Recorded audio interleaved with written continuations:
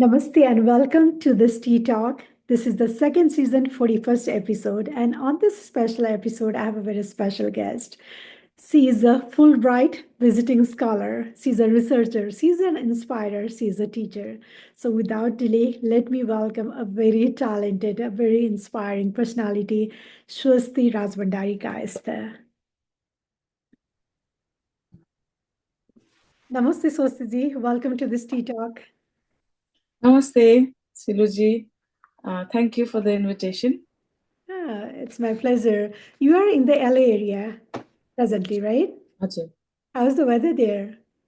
Fortunately, very pleasant. I'm coming from San Francisco right now, and I thought LA would be hotter, but then its past few days has been very pleasant. Sun isn't out too much, thankfully. Yeah, I'm in Texas. It's kind of a cloudy morning, but I have a Fulbright scholar in front of me, so my morning is bright for Thank you. Yeah. So, Stacey, for those like our listeners or audience who are listening to us from all over the world, I'd like to uh, give a little introduction of yourself. So, please tell us, share us a little bit about yourself. So my name is Swosti Rajbhandari Kayastha, and I come from Dharan, Nepal. I was born and brought up there, and I got married and shifted to Kathmandu. Yeah. I have been a very privileged child since the time I was born because my father wanted a daughter, and my parents waited for 6 sons to have me. Wow. And so I'm their seventh child, and I have 6 elder siblings, brothers. And so I consider myself a very privileged child, maybe a girl child of privileged girl child of Asia or the world, whatever. But I'm very thankful to my parents. And so, having said that, I went to school in Darjeeling because in Kurseong, Darjeeling, St. Helens Convent, because that is closer to Dharan than Kathmandu. And then I continued my education in fine art from Delhi College of Art. And then I did my BFA there, my master's in TU, Nepali History, Culture and Archaeology, and a second master's from University College London, Museum and Gallery Practice. And so during the course of my life, I've had many changes. I won't say direct changes, but flow in my career. Right. And it moved. My parents wanted me to be something like a doctor, an engineer. But then at that time, they were, I think, not very, very happy that I chose fine art because this was in the 90s. And but now they're very happy. And so I have been currently working with Nepal Art Council as a curator since 2014. And at that time, the word curator, the occupation or the profession curator was like slightly not very sure of kind of a thing in Nepal. Like, what does a curator mean? So even when I also was invited for the job for an interview, one of my colleagues had said that if you go to Nepal Art Council, you should not go as a gallery manager because that was what they wanted. And so you should go as a curator. So when I went there and said, like, if I join, I'd like to join as a curator. It was like, what's a curator? So even I had to actually Google to find out what curator meant before I asked for that position. So I think that position has led me in my career to be what I am today. And behind that, I must not forget Dr. Dina Bangdel. She was my mentor. She called me her sister. She said, you're also the only daughter. I'm also the only daughter. Maybe we don't have sisters, maybe because we were meant to meet. So I must not forget to mention her because she had a big hand in showing me the path to curation and museum exhibitions and art history, etc. And here I am now. So I've been working in Nepal at Nepal Art Council, as I mentioned, and I applied for this Fulbright Fellowship for the Visiting Scholar Fellowship. This was the motivation behind that was Professor Alexander von Rosbach. And can I go and switch off the kettle? It's whistling. Thank you. Sorry for that disturbance. Yeah. So he's a professor of Buddhism at University of California, Berkeley, and he's an expert in the Swambhu Mahachaitya and its paraphernalia and Buddhism as well. So he when I was doing a project called the Itumbaha Museum in 2023, I was researching on that, and then I had reached out to him because he had written an article. And so after the museum was completed, because the pandemic happened between that time, then he had visited Nepal, and he was visiting Nepal, and I had invited him to come and see the museum. He was very, very happy, very taken aback by how the museum was set up and how it was conceived and how it was conceptualized and the concept behind the 3 galleries, etc. So he wanted me to come to the US to work on some other museums at the University of California, Berkeley. With that, and then of course fundings are required. So the Fulbright fellowship for the visiting scholar had just opened, and he advised me to apply for that. And so I applied for it, and fortunately I was lucky to get it at the first go. And so here I am with the Asian Art Museum here, and I'm researching on the diaspora Nepali artists based in the Bay Area and beyond. Oh my God, such a beautiful story, like connecting one to other. And thanks to your mentors as well, because sometimes mentors have a big role to kind of guide us where you want to go, even though we know where you want to go, but the path makes easier. And gratitude to all your mentors. And Thank you. very proud of you. But one thing that you mentioned, like in the beginning, and of course, oh my God, you are such a privileged child, a girl, especially much awaited by parents, and that's a blessing in itself because coming from Asian culture, I mean, we have all different kinds of story and whatnot. But at the same time, you have mentioned your parents or your family were kind of expecting you to be like doctor or some other, I mean, but what inspired you? Like, how did you win, or how did you choose that you want this line of arts and I don't know, since child, Actually, yeah. yeah. So initially, even I didn't know that I could do something like this. So initially, even I didn't know about this because at that time we didn't have the world of the internet, so Right. life was different. In my school days, I was good in art. Can we pause a minute, please? Yeah, of course, of I course. think that thing. Yeah. So initially, even I wasn't aware of these things, but it was just that in my school days, I was good at art, and but then that was just limited to that. And then when I went to high school, I was, of course, because my parents wanted me to be a doctor, engineer. So obviously, I was enrolled in science, and I had the marks to be enrolled in science. So I was enrolled in science, but I never wanted to actually study science. But my mother, she said that would be a better option for me.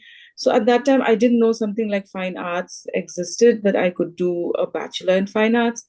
But this was just +2. So for my high school, it was necessary for me to join science because then it would help me in my bachelor's to have more avenues of choices. That's what my mother told me, and I guess that is right. And so I enrolled in science, but my heart was never there.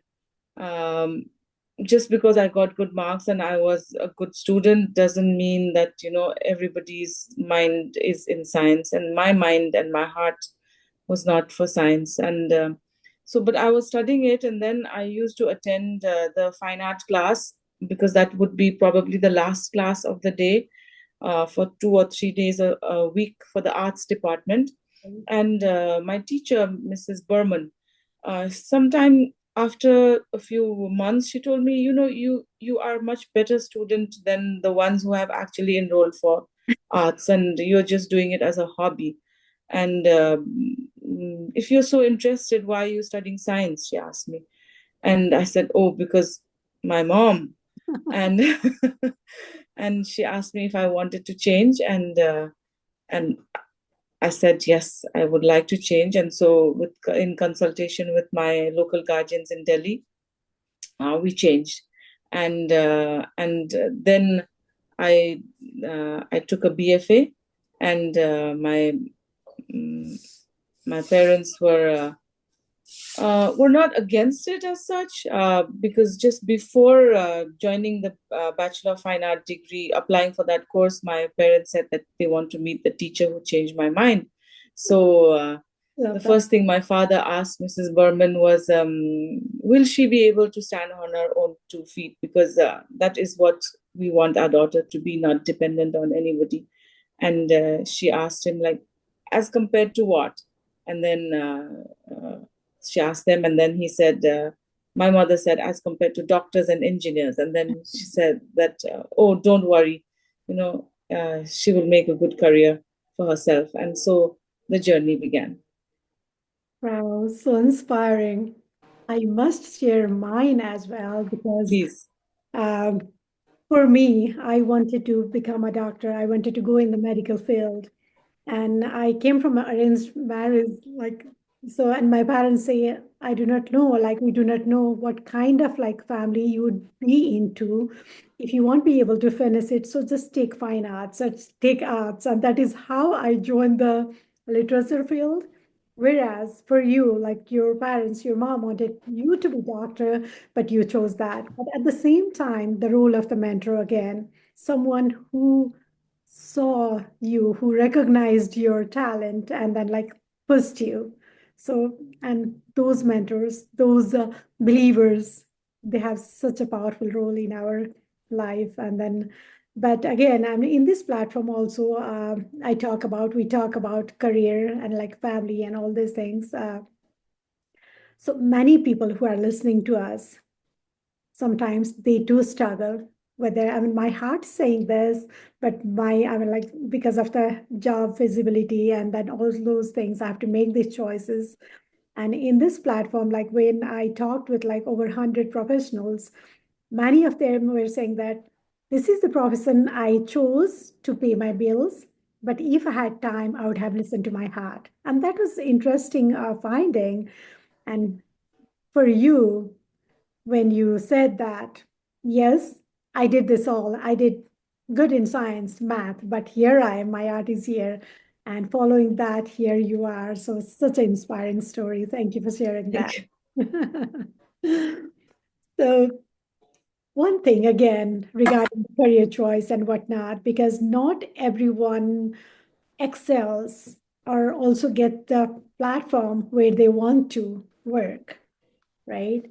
So for the present generation who are choosing to be or who want to pursue their career in the field of fine arts versus the world of AI, I would say. So what would be your suggestions to them? What would be your message to them?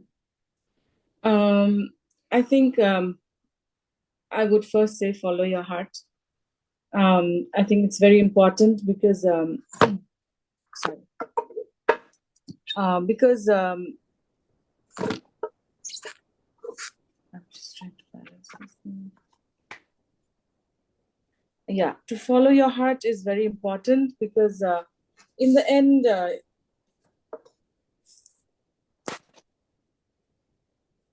sorry, I'm trying to balance too many. You're using So yeah. following the heart is very important because in the end, you need to be happy with what you're doing. And if you don't follow your heart, you could make compromises. If you are the kind who can make compromises, then well and good for you. But for people who like me, who it's very difficult to make compromises, I think by following my heart, I think I landed up doing a good thing and also making everybody around me happy. So my career is in as a curator and as a museologist, and I think we often, because although I'm right now in the US, but then it's only temporarily, and I have definite plans to go back and settle back and be very much in Nepal for the rest of my life. Travel, of course, for different opportunities, but then I do not plan to migrate from Nepal anywhere else. We often complain that in Nepal we do not have opportunities and there are limitations, etc.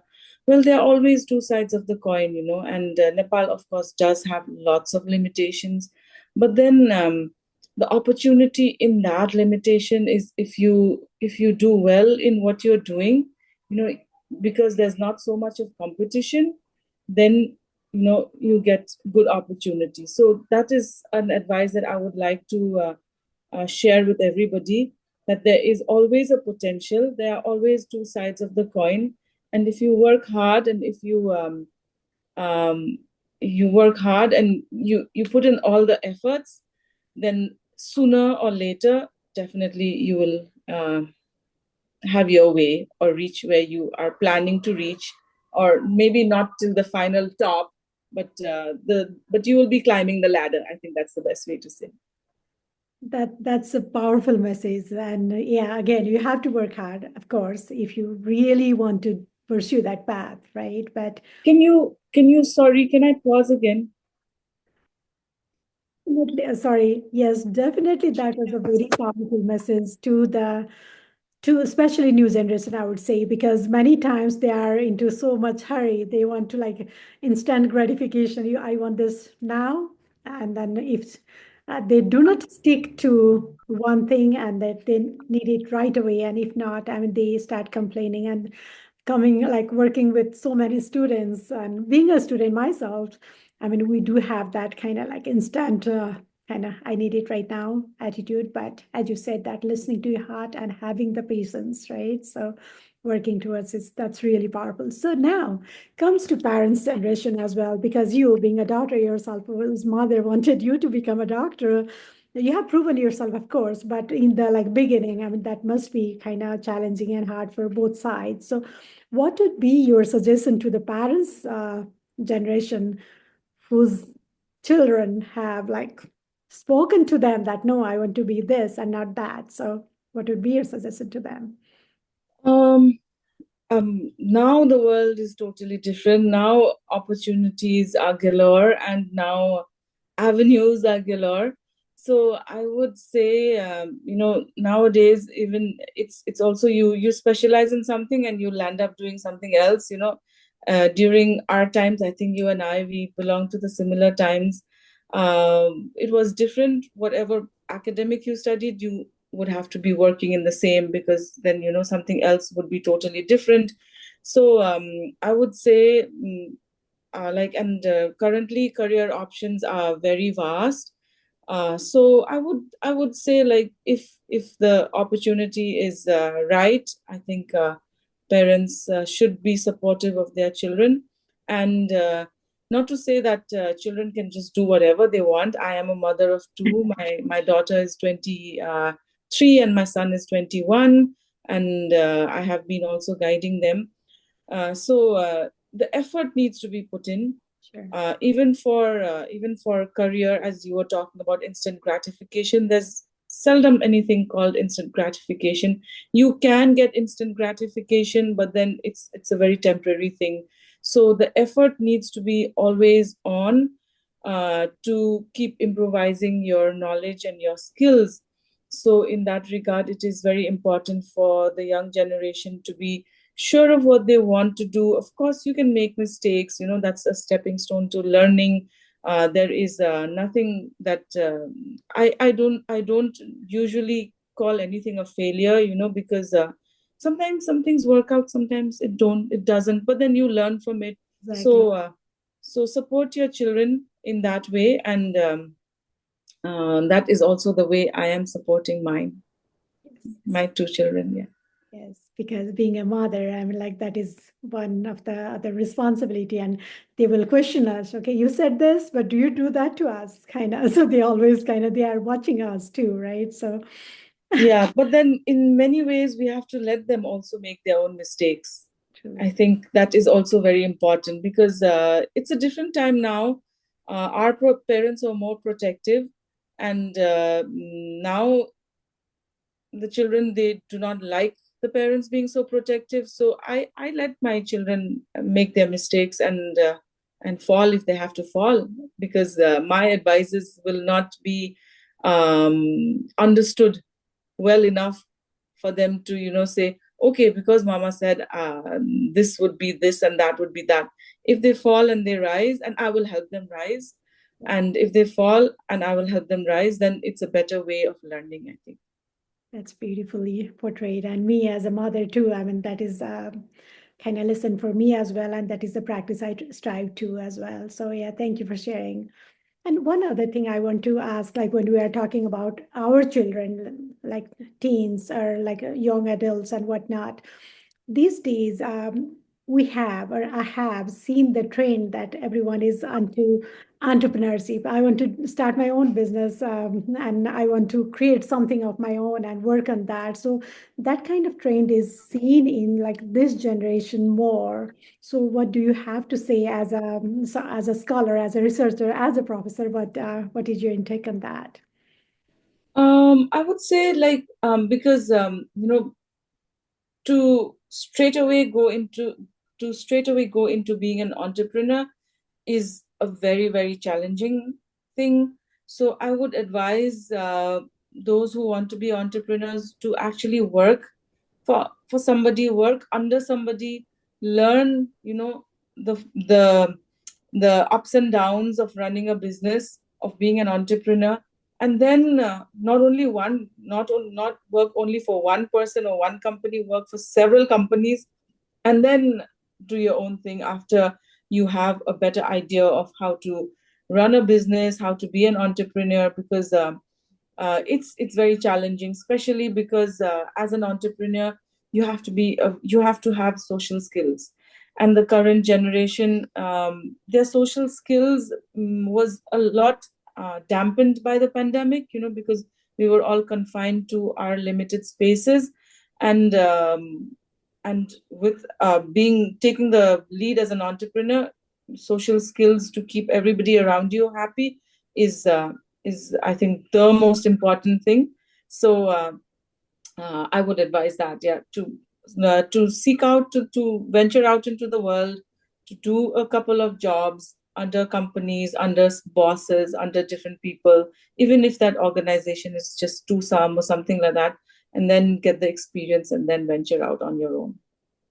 That's really very powerful, I would say, because this is the question I was not kind of planning to ask, but my own like research area is entrepreneurship, and I have seen that many, especially the women-led business, they feel like US. I'm talking about US, so they tend to fail in first 3 years, and so, but again, as you mentioned that they need to work under someone, they need to learn first, right, before jumping into it, and then yeah, so that's really a In the experience, they yes, gain yes, the experience. Yeah.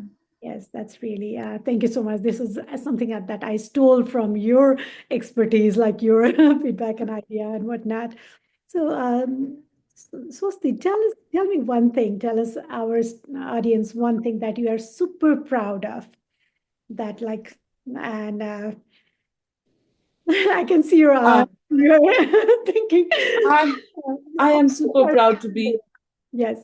I am super proud to be a Nepali.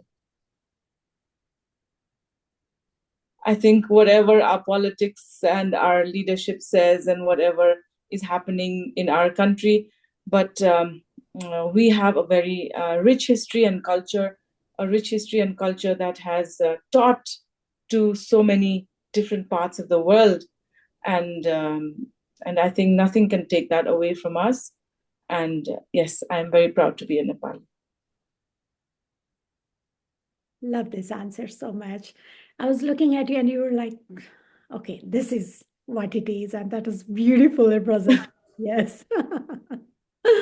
Yes, everyone is proud of you. And you said that you are proud to be Nepalian, of course. And I'm with you too in that. So yes, that's, and one thing, I have so many things to ask you. You have like, so, I don't know, you are an inspiration to so many because many people, they run after like future, what's not there yet. And here you are in the journey of preserving our past with pride, right? Yeah. That's so touching. That's so beautiful.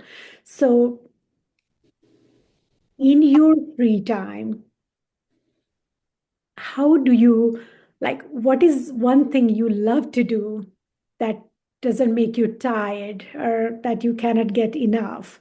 Because many of us, like when you talk about, you are into Buddhism as well, right? So many times we either like go towards future, strive to, or live in past, but not in here. So how does Swosti like to spend her time being with herself? What is one thing she enjoys doing? I mm, I enjoy enhancing my knowledge. I enjoy learning new things. I enjoy expanding my knowledge horizon. Um, Dr. Dina, she had also told me that you must read something before you sleep. So that was an advice that my sister had given to my daughter when she was very small. So they were about, and when children are small, it's about reading storybooks. For me, I feel sad that I don't get time to read novels because I enjoy learning, I enjoy reading, and yeah, that is something I never feel tired of. When I wanted to do my master's after I had my two children, and when I was in my 40s, fortunately, I had to, of course, talk to my mother-in-law, my husband, my family, my mother and my brothers. They were extremely happy. My husband was happy. My mother-in-law was also very supportive. But then there were other people beyond my immediate family who said, like, why do you want to even study? You finished, you just did one master's, and why do you want a second master's? And and I felt that those people were not my true friends or true family.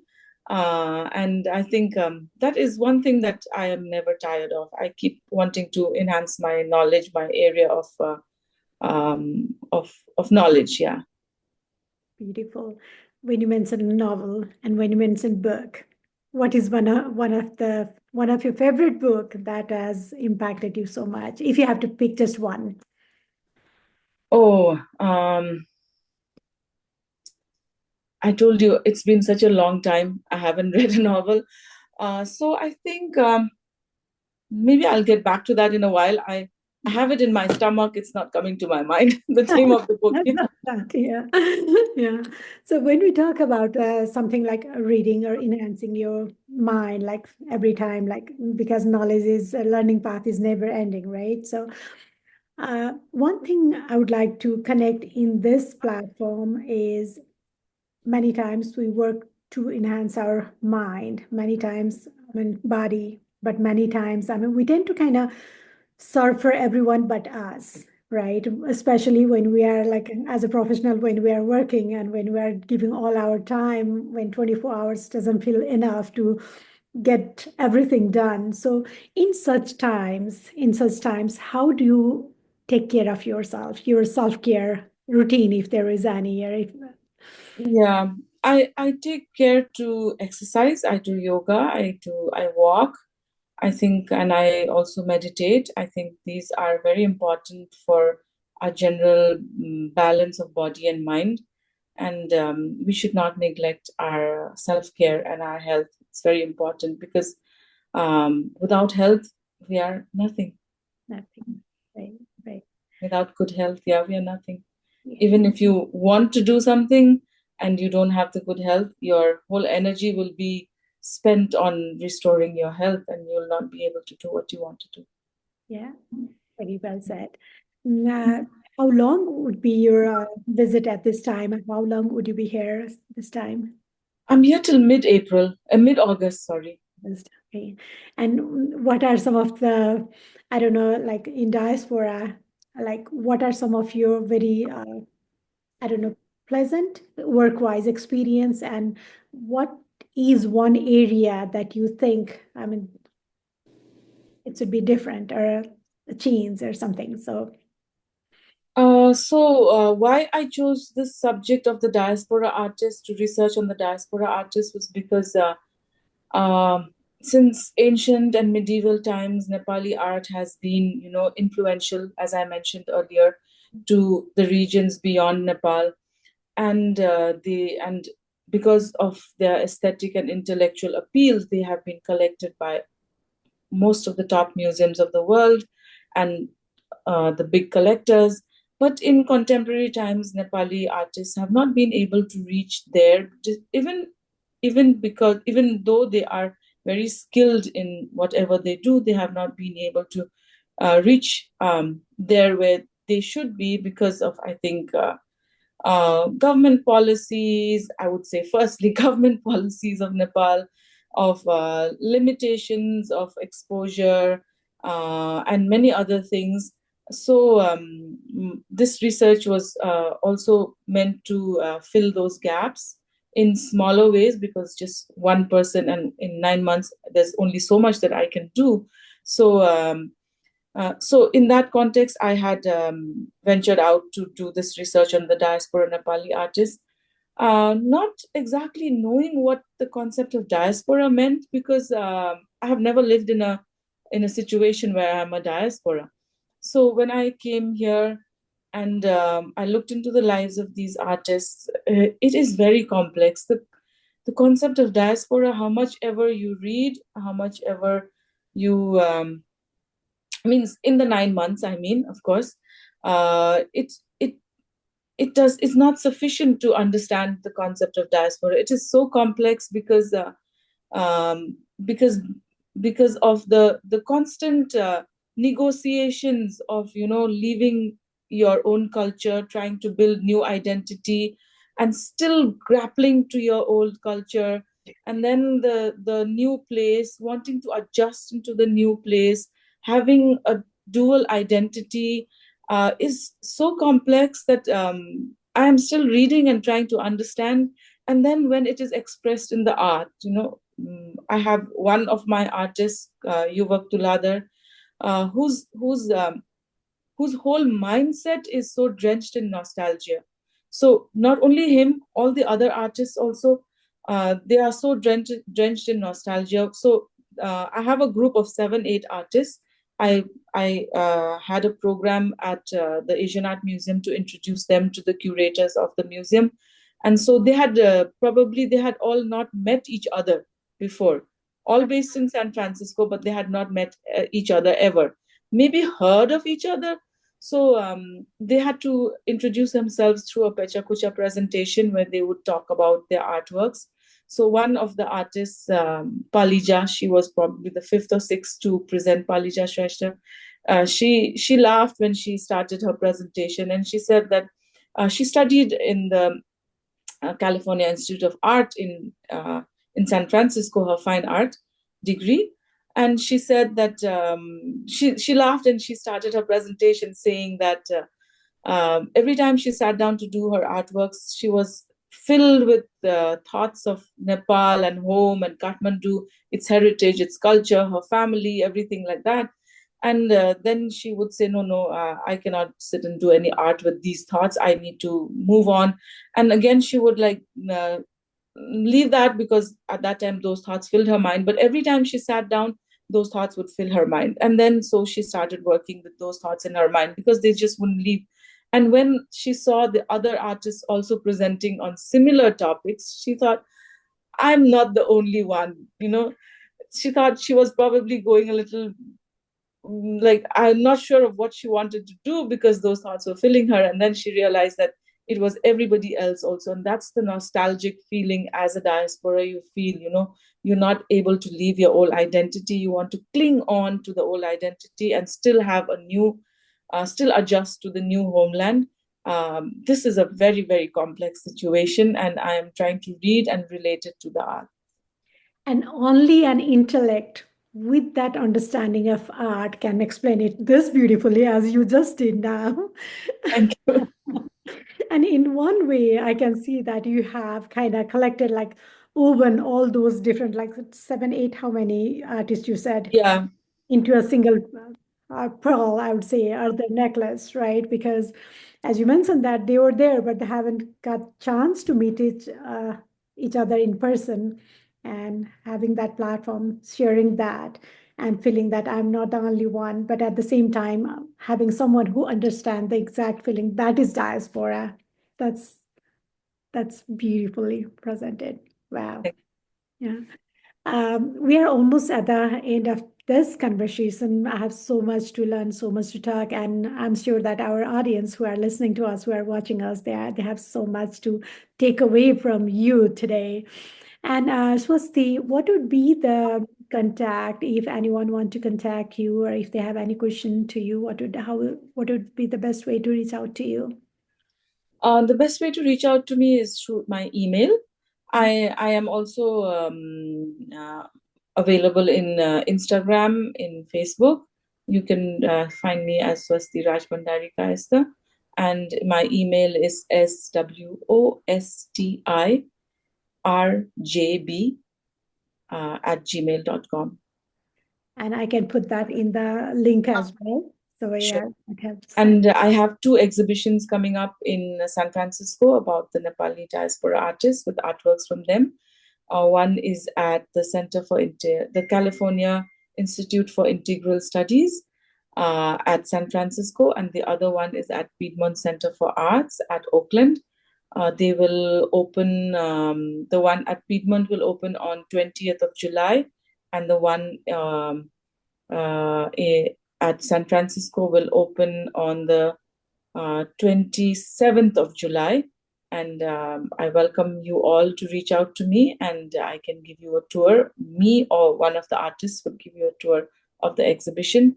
It is a good, I think, time when we can learn from our fellow Nepalis and artists about our culture, our heritage, and they're adjusting to their homelands. And of course, for those of us, Nepalis are doing very well now in the US. For those of you interested in collecting, also the arts are also there. So you can start your art collection with these two exhibitions. Wow, that's an amazing information for all our listeners as well. So is that a ticketed program? How they can do they have to book it in advance, or how can they come? So you just reach out to me, and because the one at California Institute of Integral Studies is open during the weekdays, and the one at the Piedmont is open during the weekends. So just send me an email, and we'll arrange for you how you can visit with an artist or me. That's amazing. I wish I could visit at that time. So yeah, Please but try. yes, thank you so much for sharing this information. So is there anything that I forgot to ask you and you want to share to our audience today? Not that you forgot to ask me, but then I think I shared everything. But then one thing that I would like to tell everybody is keep moving. Nothing is a failure. It's a learning lesson. You learn from it. Don't regret for anything. Learn from them and keep moving. That's that's beautiful. That's powerful, and that's a takeaway for me too. So thank you for sharing that. And again, on behalf of like people or Nepalese living in diaspora, I would like to borrow that word again. And to all our listeners from our listener side as well, I would like to thank you very much for your time today, and very proud of you. Keep inspiring, keep signing. Thank you. Namaste.